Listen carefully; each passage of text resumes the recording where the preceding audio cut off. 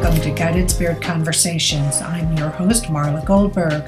This podcast has been created with you in mind to acquaint you with some of the most incredible metaphysicians and spiritual leaders from around the globe who have helped others change their lives. In this interactive hour, you will be offered insights and techniques to help you make a difference in your life. Don't forget to subscribe to the show on your favorite listening platform. And here we go, on to the show. Hello, everyone. How are you doing on this beautiful Thursday? Well, it is another Thursday, and it's another Guided Spirit Conversations podcast, and I'm your host, Marla Goldberg, and I'm bringing back for, I don't know, I think it's like your fourth or fifth time, Jim, Dr. James Alvino. And I'm going to let Jim has been accumulating over the last few years more and more areas of expertise. So I'm going to let Jim talk about what Jim does for everyone to listen. Welcome, Jim. Marla, thank you. It's such a pleasure to be here again with you. We've really had a good relationship over the years, and I love talking with you. I love what you're doing. Thank you. You always have me to advocate for you and to promote for you. So understand that. Thank you for letting me share what I do. It's an interesting period of my life as I've been listening to Dr. Joe Dispenza and others.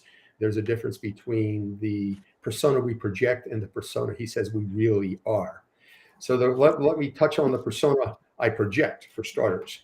And in terms of the credentials you wanted me to touch on, I do have a PhD in philosophy, and it's in existentialism and phenomenology. It today would be called consciousness studies. It's long enough ago, I don't even know that there was a consciousness studies field. And I've always been a lifelong learner, particularly in the realm of personal development.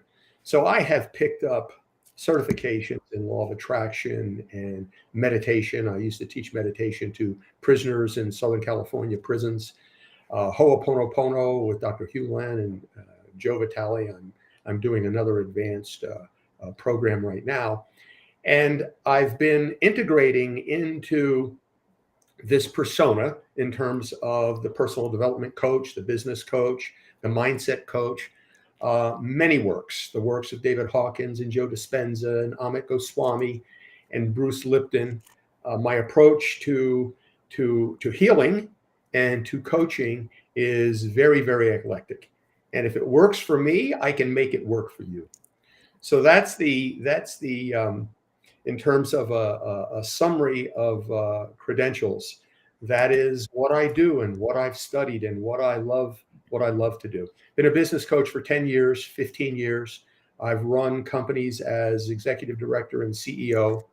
So I've been on a meditation path for 34 years.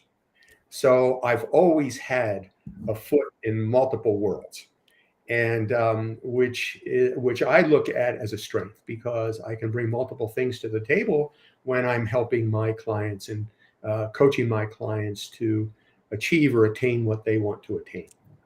So that's me in a nutshell. That's a big nutshell. And you also started a business, I think, since we last connected, which is a little outside the realm of metaphysics, but it could help people in metaphysics as well as people in the mainstream. And that is your McRiff LLC. McRiff LLC. Little story there. That started out, you didn't ask me whether that was an acronym. It started out as an acronym. And the acronym was Medical Cannabis Royalty Income Fund. Medical Cannabis Royalty Income Fund. This was several years ago, before cannabis got legalized everywhere. And my company was quite everywhere. Well, not quite. You're right. Not quite everywhere. And for a while, I had a CBD company when I was in Southern California. I've since relocated. I'm in Santa Fe, New Mexico now, which is a very nice spiritual center in its own right and in its own way. But McRiff now, with a business partner of mine in Huntington Beach still, is a company dedicated to help other companies, startups, entrepreneurs, even businesses that are well underway that want to scale their business, help them procure private funding. So we work with anybody. It's typically large funding. We work with anybody. And as in conventional funding, people need a business plan. They need a pro forma. We need to know how much skin they have in the game, things like that. Yeah. And so that has been a very interesting, I don't know what you want to call it, another dimension of my persona is in that particular area. It's more aligned, I guess, with the business coaching, only helping finance companies with that. Well, it's also part of metaphysics in the sense of, you're helping people to step into their path. So Yes. whether, and metaphysical people are like creatives, and they're not always the best at doing the administrative because they're Savvy at the so business administration, in the yes. left side, right? And that's Yeah. where you can come in, because not only can you coach them onto how to do things that they need to do for their business, but then you can give them an opportunity to get funding as well, Yes. and it's almost like a graduation thing. You move to the next step, which is getting your money. I mentioned I've been on a meditation path for 34 years. And when I started there, I'm not sure, I've been examining my own limiting beliefs here of late, being guided in doing that. But long ago, when I first started the meditation path, and I really got an exposure to a different state of being, a very high, profound spiritual state of being, I had all kinds of conflicts and all kinds of dichotomies. And the number one question that many spiritual people have is, how can I be spiritual and make money at the same time? Can I be both spiritual and material? I was going, I don't know what to do. I don't know what direction. And as it turns out, I asked my guru, the guru on this particular path, Guru Mai Chivilasananda, and she got back to me with an answer that has transformed my life. I was setting up a false dichotomy. And basically what she said was, why not ask for it all? Why not ask for it all? And so I do on a daily basis and in my meditations. And part of how do you ask for it all? What verbiage do you use? And I know that everybody has to use their own, but to give people an example of how one asks for it all. Okay, it's very simple.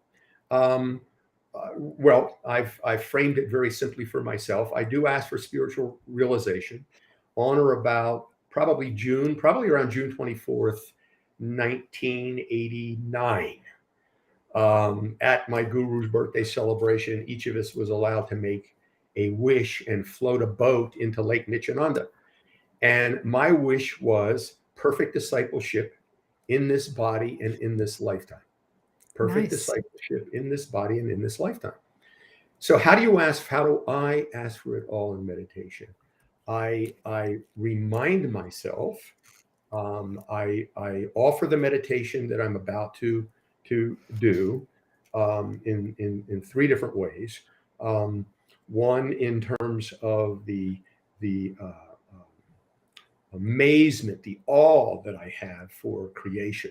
It's just amazing to me. Yes.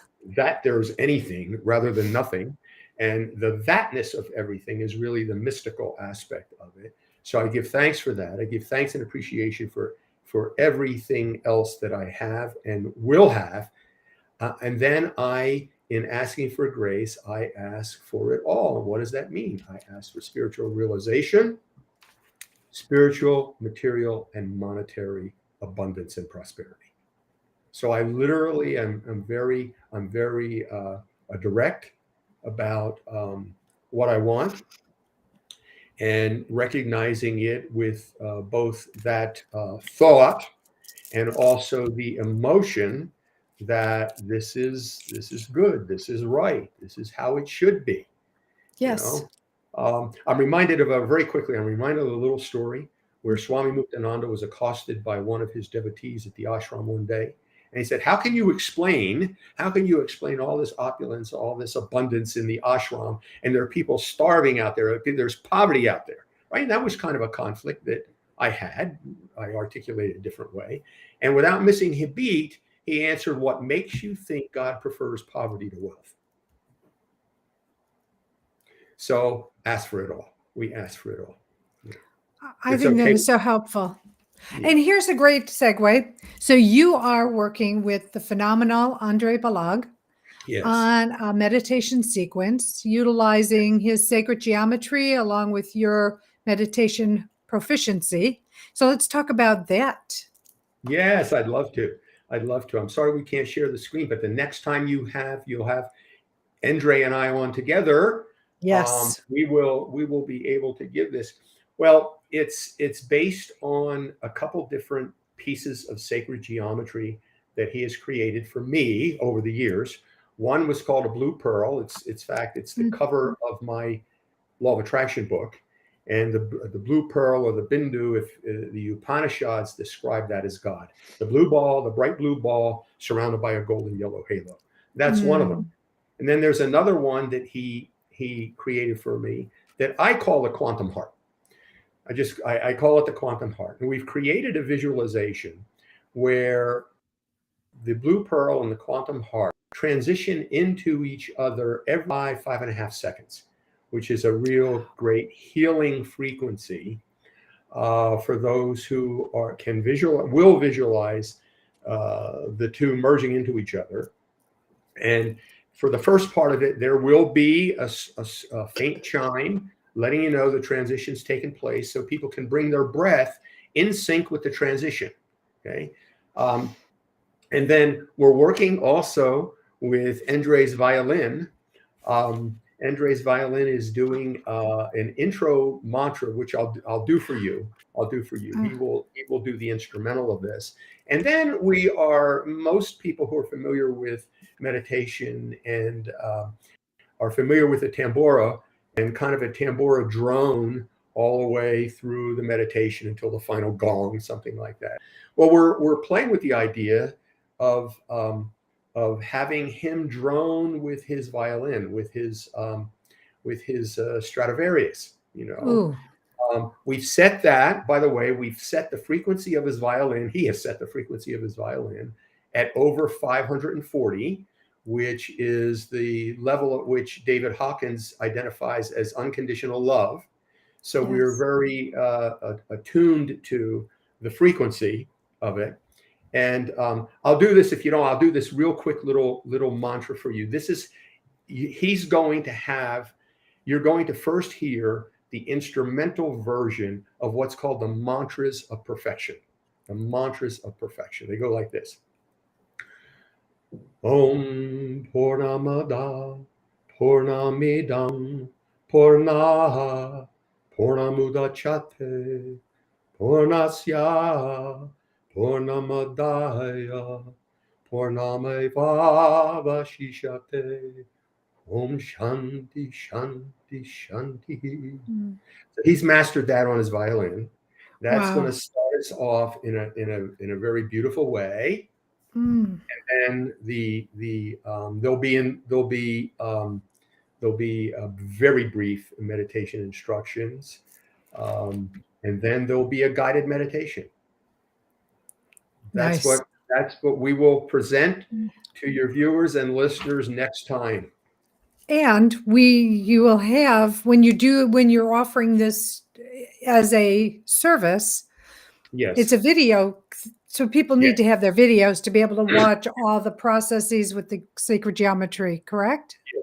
Yes. And the sacred geometry and the chimes at the end of each transition are to help bring the breathing into sync. And the chimes will end as the guided meditation proceeds. It will end, and then people will sit in usual meditation fashion with their eyes closed until the gong. And if at any time the video will still be going silently, and probably part of the instruction will be at any time if you need to open your eyes and visualize the sacred geometry again to bring your breathing in sync with those transitions, feel free to do so. No, sign me up. I'm joining. I want to participate. Okay. It sounds so amazing. So thank you for sharing all of this. So you have so much. You're with the Ho'oponopono. You just recently, what Yeah. was it, 2020? You became certified in, if I remember Um, correctly. Marla, it might have been that far I away, or I that think long so. ago. Then I got advanced certification, and now I'm doing another certification with Joe Vitale and Dr. Steve Jones on clearing Oh, techniques. Clearing techniques, and through that's where Ho'oponopono. it's among them. It's among Okay. them. There's some really fantastic processes. This is how I'm learning and studying so I can teach others. But this is how I'm really getting in touch with some limiting beliefs that are freaking me out. So I've got to get my arms around what's going on between my ears, and in my heart before I can really be good for others. It's true. And limiting beliefs, they're just not from this lifetime. You bring some forward from past Yes, lives as well. So when you think you've like, oh my God, I've healed, I've removed blocks, things are going well, that doesn't mean limiting beliefs aren't going to come up and because you need to work on removing those as well. And it's the absolutely. layering. Yeah, in Hindu or in Indian philosophy, the conditioning is called samskaras. And when we pass out of our body, they go with us. And those samskaras, that conditioning, is actually what precipitates the next birth. So we get things carried along, and not only precipitates the next birth, but attracts the same kinds of situations, maybe not identical, but the same character to them, uh, Yes. so that we have a chance to work on them. You know, And work through them so that you can put them on the shelf. And the yeah, next, it's almost like if you like those old olive, I don't know what they're called, but almost like what is it called? The dummy, a dumbwaiter. You lift one up yeah, and then, you get that, clear that out. And then you've got another shelf coming up yeah, behind it, yeah, yeah. bringing up something else that you need to clear away. And lots of Mm. times, I know from my own experience, you don't know, it's a chicken or the egg situation. Meaning, I have some very poignant experiences as a child Yes. that were very traumatic. Nothing that has happened to me personally, but that I experienced it. And remind me to ask me about Dr. Hugh Len after I share this story. I Okay. experienced it. So, what I'm talking about, the chicken or the egg, is you don't know if that trauma precipitated the current lifetime limiting beliefs and fears and anxieties, or attracted the ones I brought with me as some scars, attracted that kind of experience. Right. So, nonetheless, it's whatever the source, it's there to be worked on. That sounds phenomenal. And so do you work on these type of things with your clients? Yes, yes, absolutely. Yeah, And so they absolutely. just set an appointment with you and you sort of give them You an set it up. evaluation of what they need? Yes, yes, that's exactly right. And I have a lot of arrows in my quiver, so to speak. I've got a lot of techniques um, that I pull from, and I think one of my strengths with clients is that I'm able to connect the dots for them. And let's say you and I were working together. I'm not even sure. Sometimes, when you say something, you're also hearing it for the first time. I'm Yes. not exactly, I haven't prescribed, okay, this is how I'm going to work with Marla.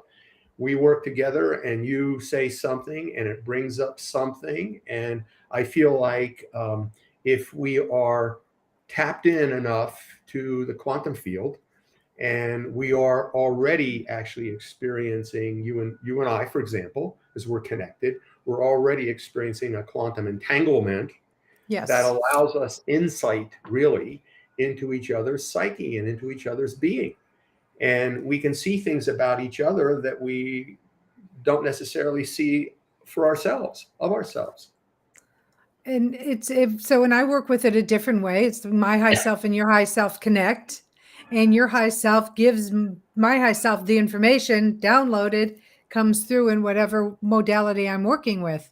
So Pretty much we're same saying, thing, different language. That's yes, all. I was going to say the same thing. Yeah. Yeah. So Yeah. it makes it easier, but I think for people listening, with all the things you do, nice to know that you can have a consultation Yes. so you can evaluate where you can best serve them, That's right. Exactly right. which is great. So everyone, I mean, so what we were talking about is people feeling stuck. I mean, I'm going to just use layman's term, right? I Sure. Yeah. mean, we bring things and things happen to us in this life that gets us stuck.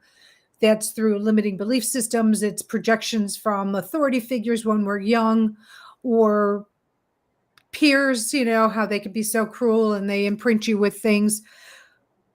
What is the most effective way have you found with all those quivers in your Yeah. whatever the quiver case, for getting unstuck? What would you Well, work with them? one of the things that's critical, probably in any method you use, any method I use, is the awareness of what's going on. So with greater knowledge, I do help my clients also expand their knowledge base. And I'll defer to Joe Dispenza here, where he says they're the only way to expand your paradigm is through new knowledge. So the only way to see a bigger picture, the only way to get unstuck is through new knowledge. I'll give you an example of a piece of new knowledge that most people may not have. Your listeners and viewers might, but the variety of emotional addictions that we have, or biochemical addictions that we have, that we're completely unaware of. Yeah. Every thought we have comes with it a cascade of chemicals that reinforce the thought, or reinforce the mindset, reinforce the worldview. How do you get out of that? Right. And lots of times it will take somebody such as myself or yourself working with a client to step back and bring awareness to your client as to what you perceive is going on. Okay. Right. So if I didn't have the knowledge of the cocktail of biochemicals that are released with every emotion, then I'd be freaking out. Where's all this stuff coming from? I'm so stuck. I can't get out of this. What do I Right. do? Who do I see? But with that knowledge, with that new knowledge, so I start there. I start even with sharing some new knowledge. If I perceive that I can, let me share some information with you, Marla, first, and let's talk about whether this is operative in your case. Okay. So I set the context, set the framework, and then I will go from there. Another piece of new knowledge that people don't understand, and we're talking about guided spirit conversation. We're talking about healing and healing meditations. That stress, anxiety, and the immune system operate in inverse relationship with each other. Okay. So even just helping people understand what they're doing to their bodies, okay, is important.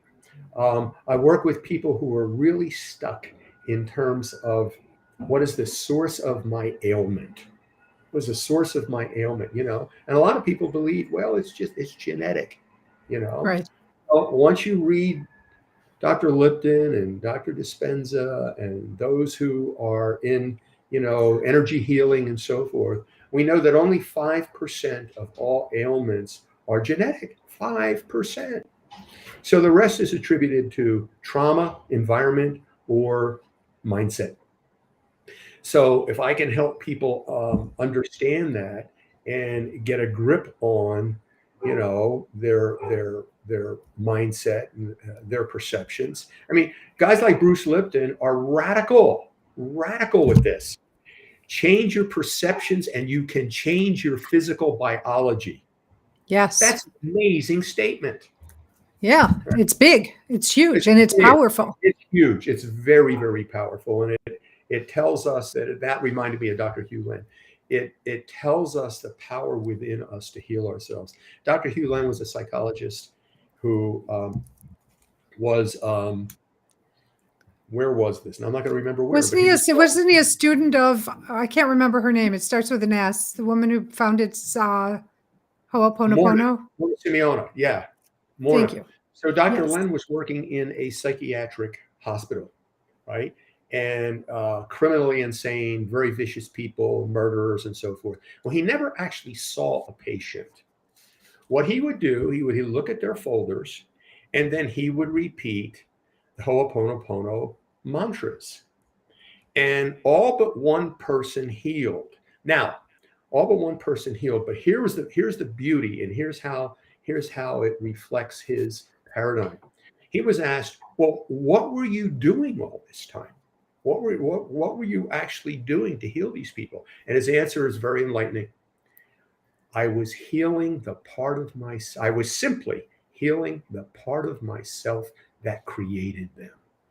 Wow. For him, it's radical. Anything in your experiential field, like you and I are in each other's experiential field right now.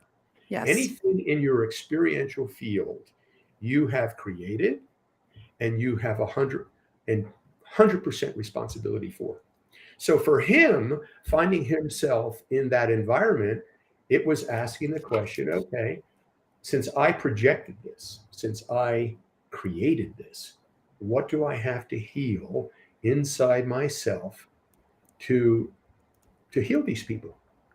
And I asked that question for myself in a different way, but it's extrapolated upon his work and Morna's work and Joe Vitale's work and all the Ho'oponopono.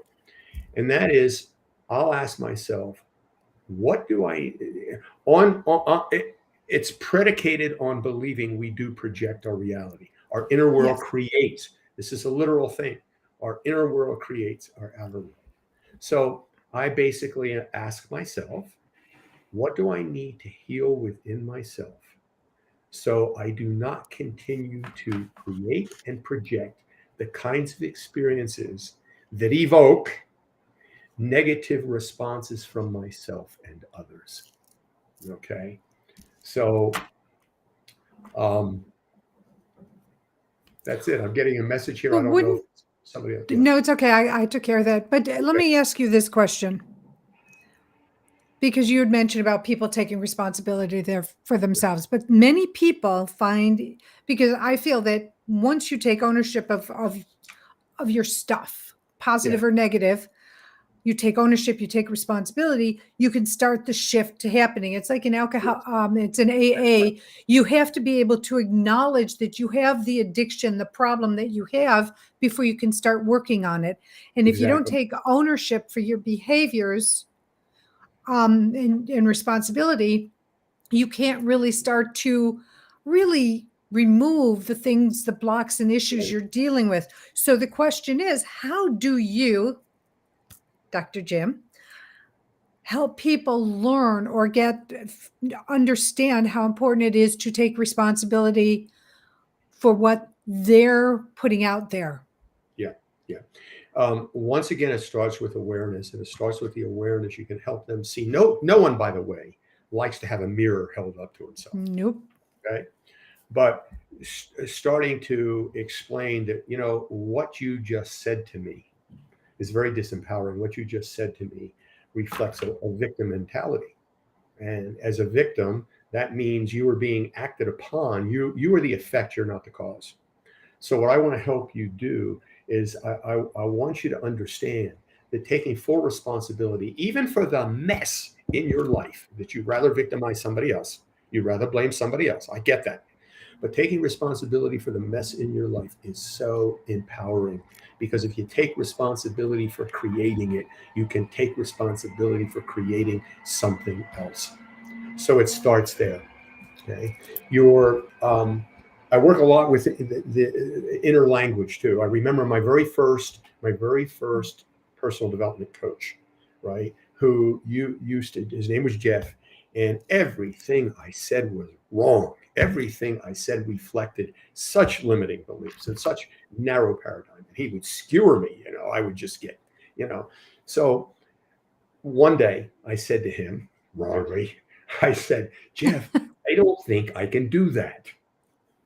And, you might think that a coach is going to say, of course, Jim, of course you can do that.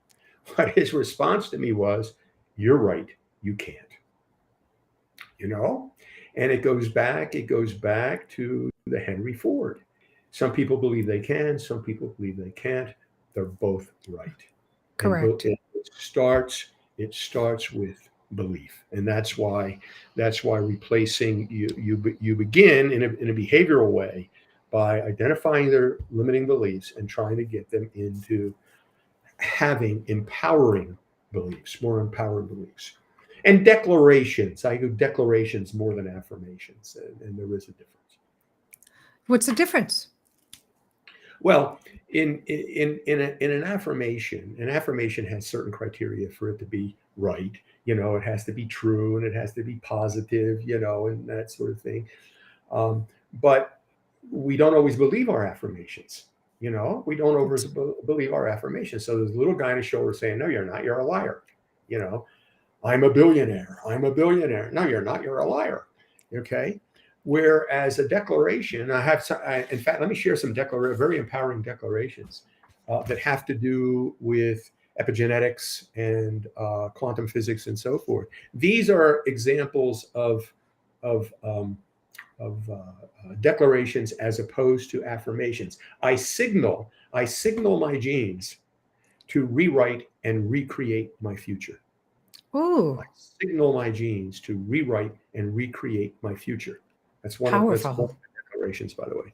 One that and that's a Joe Dispenza. One that I've taken that and I've applied it to some epigenetics, and goes something like this. I signal my community of 50 trillion cells to sing and dance in harmony, to bring forth wellness, longevity, abundance, love. So those are the kinds of things that, I'm not purporting to be something I'm not and that I know I'm not.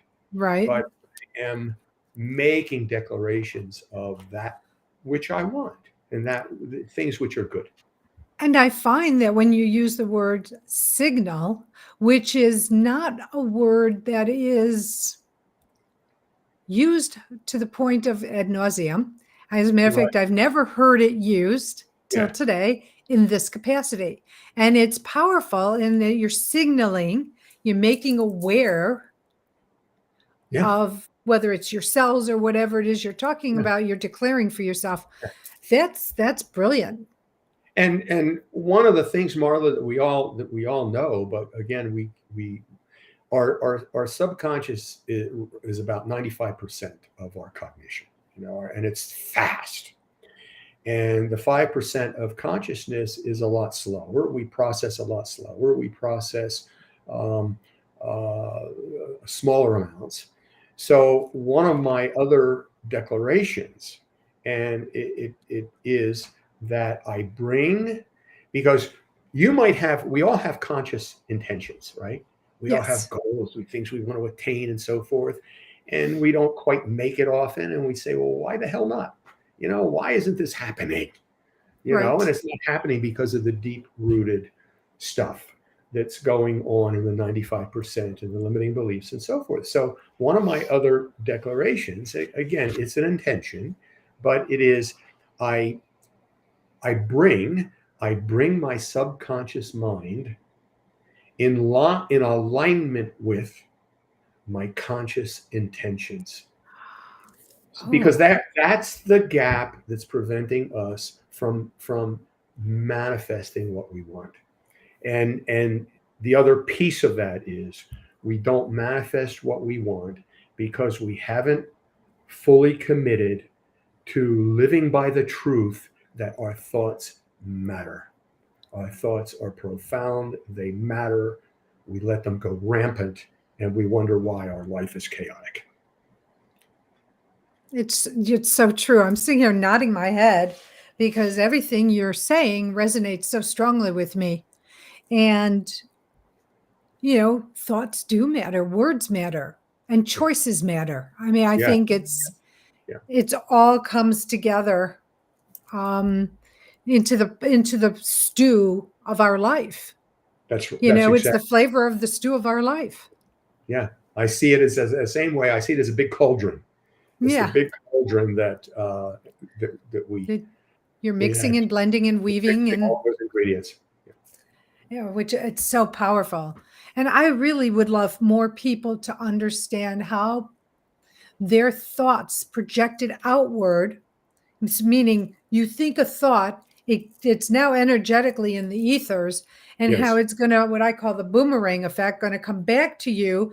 So if you're going to put that thought out into the world and have it come back to you, make them good thoughts, make them that's right. positive thoughts, That's exactly right. instead of beating yourself up because of something somebody else did to you. You know, Yeah. my belief was back in early in my process here, and it was about, and now my brain just sort of went kablooey, but there was a reason I was telling you this, but it had to do with putting out your thoughts and how it's so important to just stop yourself midstream if your thoughts are negative or beating yourself Yes, up. yes, yes. And You you know, can't one do that. you can.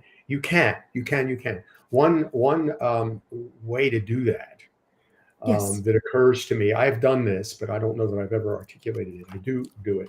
If you know David Hawkins' work, you Hmm. know he's got a map of consciousness, starts at 0, and that Yes. could be an amoeba, and it goes up to 1,000 with Buddha and Jesus and Krishna and all the avatars. But Yes. there are two fulcrums. There are 2 points. One is at level 200, which he calls courage. It's really, well, I'm not going to say it's really something else. I call it integrity. He calls it courage. The other is at level 500, which is love. Yes. 540 is unconditional love and so forth. But you can ask yourself, below 200 has to do with shame and anger and violence and guilt and resentment and that kind of stuff. Right. Negativity, any kind of negativity. You can really get practice at asking yourself, is this below the line or above the line? Is this below the line or above the line? And I've come, Dr. Hawkins, I've studied, I guess, quite a few years ago.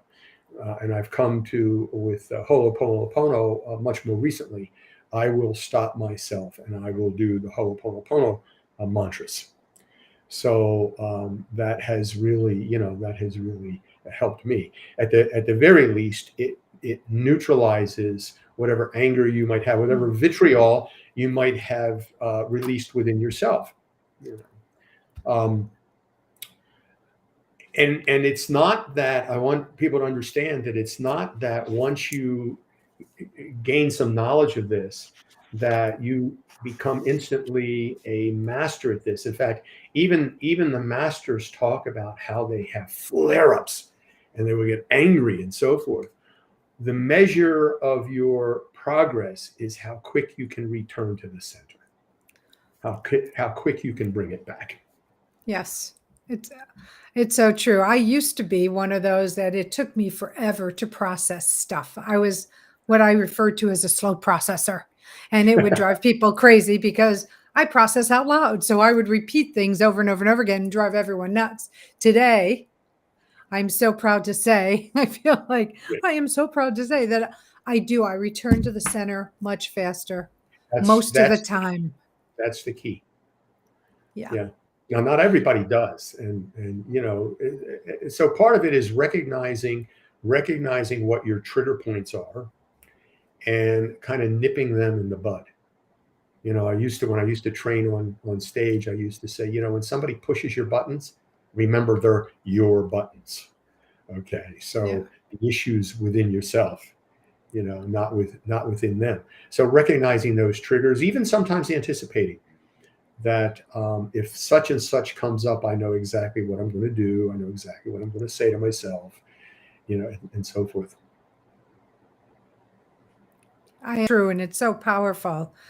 So, trying to think, um, it's time for our charity shout out. So I'm going to stop here for a second. Your charity, I'm going to find it, is the Prasad organization. Yes. Let's talk about Prasad Project, is Yes. what it is. Yes. Prasad Project is a spin-off, if you will, from the Siddha Foundation, Siddha Yoga Meditation Foundation, which is my meditation path. and it does philanthropic work. The Prasad Project does philanthropic work all over the world, feeding hungry people, clothing them, giving them housing. They do a lot of dental care and eye care, and it's dear to my heart because it is as I say, it's a project of the Siddha Foundation. It's a spinoff of the Siddha Foundation, so which is something that I support monthly. Nice. And what a great to me, any charity is a good charity as long as its true intent is to Yes, help others and not line pockets. right. That's right. Yeah, that's So, exactly and right. there are charities out there that are about lining pockets. Yeah, You yeah. know, And so it's located principally in India and Mexico and other developing places where there is need.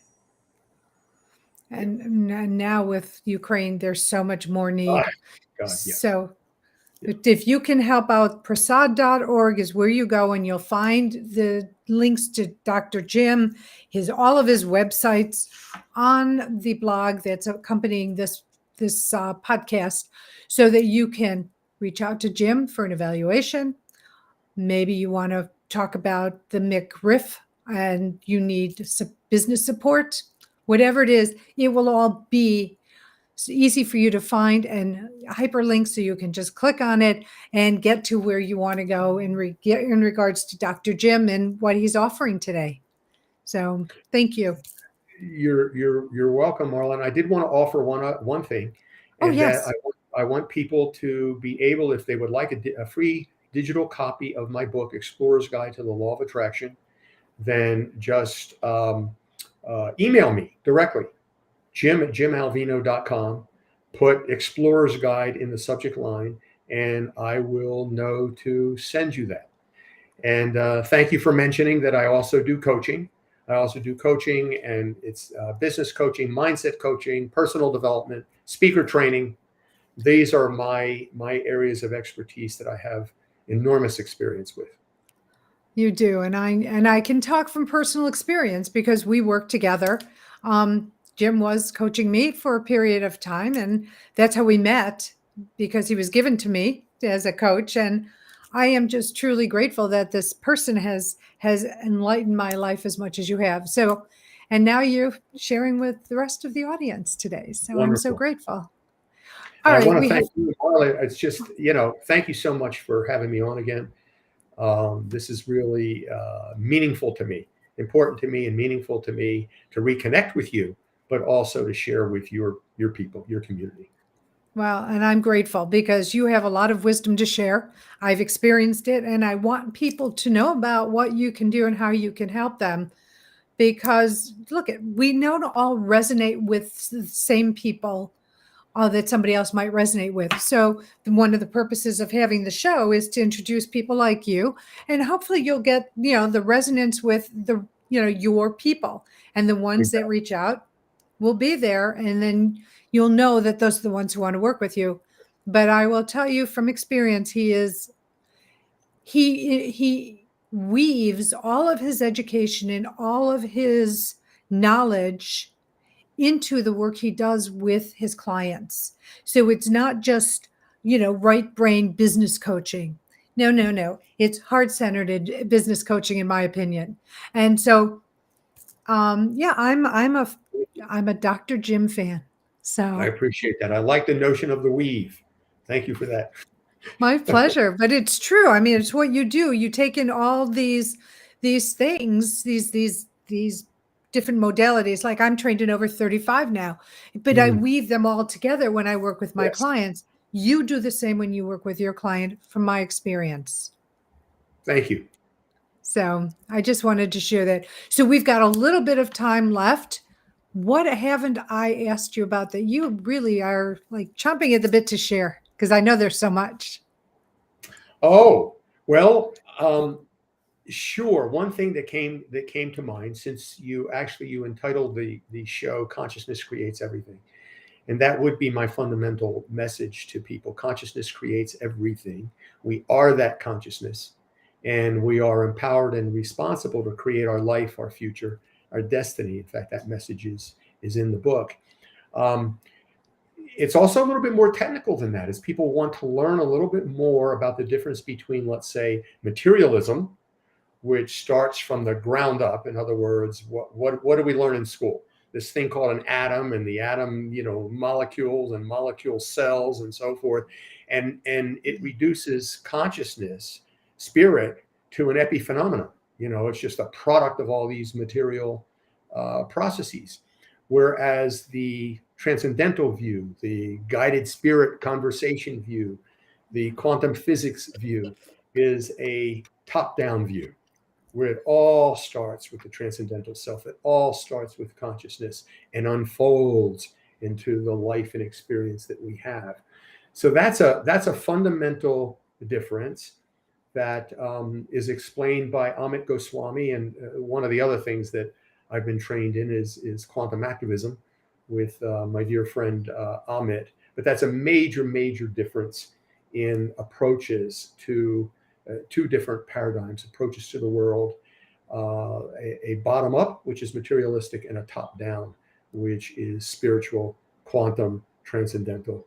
So I think it's really important to recognize that difference. And then one other thing with people who may have some difficulty understanding, one of the precepts of my meditation path, and in fact, one of the things that I add to the Ho'oponopono mantras is, the Ho'oponopono mantras is, I love you, I'm sorry, please forgive me, thank you, those four. Mm-hmm. And Joe has added a fifth, but I've added my own fifth. So it's, I love you, I'm sorry, please forgive me, thank you. God dwells within me as me. Oh, that's God beautiful. dwells in me as me.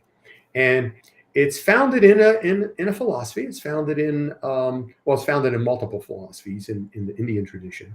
But one I have in mind is an esoteric one called Kashmir Shaivism, and that's a worship of Shiva. But it's not Shiva, the trilogy that is the destroyer god. It's Shiva that represents God, transcendental self. And there's a short book on Kashmir Shaivism by Swami Muktananda, and the one statement he makes in there explains everything, and that is the effect can be no different from the cause. So if you look at yourself as a created being, the created being can be no different from the creator. And that's just another way to say God dwells within me as me. And I like to say, when in Genesis, I think it's like page 5, it says, we're all made in the likeness of God.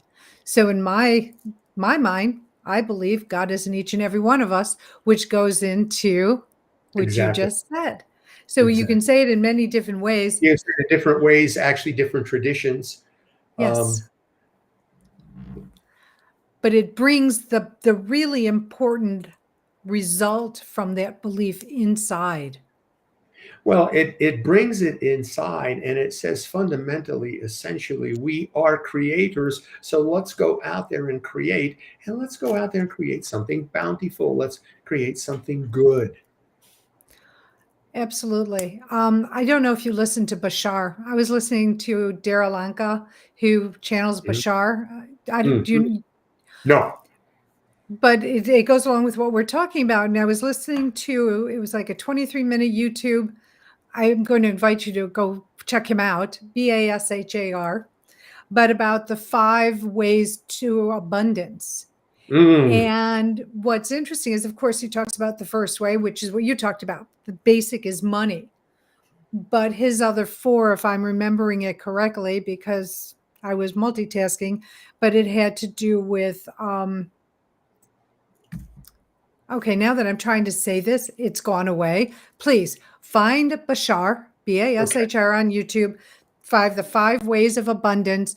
But what you'll find is that 4 of the 5 ways isn't the material. That's right. It is received from, one of them was about receiving, about giving and receiving, about the giver likes to give and is providing a service, by you receiving it with an open heart, you're creating abundance because you're accepting it Yes. openly.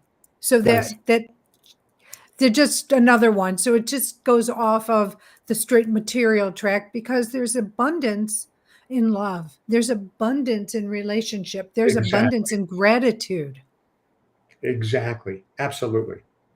is where it comes from. And so it's beautiful to be able to help people open up the ways of thinking, taking, those blinders off and opening up to the thinking that it's way more than what we were taught and what we're socialized to believe. Exactly. Well And put. thank you. But you brought it up. So we were talking about basically from your process and what you were sharing and how important it is. And it just is another entity being channeled, sharing the same kind of information. Yes, that's exactly right. Exactly right. And it all works together in harmony, in convergence to help us really create the word that you were talking about, our reality. That's right. That's exactly right. If you don't like what you have, you need to look inside, and because you created it. Yeah. That is one of the most powerful messages. Can you please repeat that for the listeners? Sure. Our inner world creates our outer world, and if you don't like what's in your environment, if you don't like what's in your life, you've created that. And once you've acknowledged that, it's a very empowering, not disempowering, not depressing. It's a very empowering belief, because that means you can create something different. You can create something more to your liking. And you don't have to accept what comes your way. You can say, nope, that's not for me. I'm going to go manifest something better. That's right. We all have the power within. Yes. And it brings us full circle, Marla, to beliefs. Um, you know, um, whether you believe you can or not, both are right. Your beliefs are powerful. Every healing modality that you or I use, even every supplement, every pharmaceutical, is to some extent a placebo. You're believing that this is going to heal me, this is going to make me better, this is going to solve my problems. So we've got the placebo effect operating as well. That's belief. That's the Yes. power of belief. I'm mulling over what you're saying, right? About the placebo effect. And it's like, then I don't have to take all those pills that I normally take on a daily basis. Well, very quickly, Dr. Hawkins in his book, I'm pretty sure it was in Power versus Force, could have been in others. I've read so many, but he healed two dozen ailments he had. Okay, and also with other patients, hundreds, dozens of other patients. But he healed himself. The last thing, and he got challenged by one of his clients or patients, was he needed glasses to see. He couldn't see without his glasses. And one of his clients said, "Well, Dr. Hawkins, you've healed all these other things. Why can't you heal your eyesight?" And he did. So all of these things that we think we have no power over, unless it is that small 5% of some genetic mutation, we have the power over it. If we don't believe it, we don't have the power over it. Then it has the power over us. And it has a power over us. Yes. Yeah. It's like Norman Cousins. You know the Norman Cousins story. Sure. Yeah. Yeah. Stage 4 cancer and Yeah. healed himself by laughter therapy. Yes. Laughter yoga. Yeah. And then, I don't know. I know he's succumbed. He's transitioned.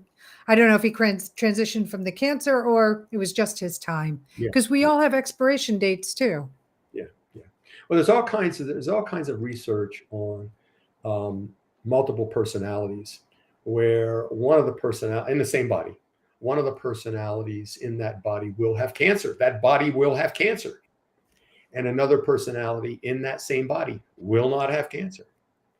And, how do you account for these things? Western medicine writes it off, or a materialistic point of view can't deal with that.